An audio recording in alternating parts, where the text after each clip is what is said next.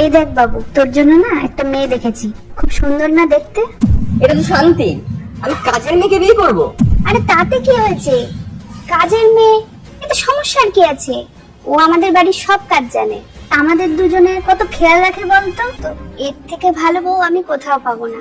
তুই এসব কি বলছো? আমি একটা কাজের মেয়েকে বিয়ে করি? জানি না কি হয়েছে তোমার, এখন আবার কাজের মেয়েকে বিয়ে করতে হবে। তো কি হয়েছে? তুই তো সেদিনই আমাকে বললি যে তোর এমন বউ চাই যে সে কিনা কাজের মেয়ের মতো দেখাশোনা করবে।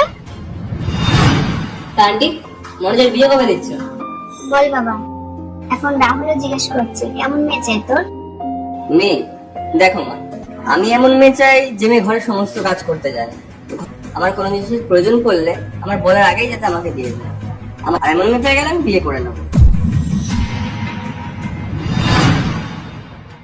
আমি আমার ভুলের জন্য তোমার কাছে ক্ষমা চাইছি, এই কান ধরছি।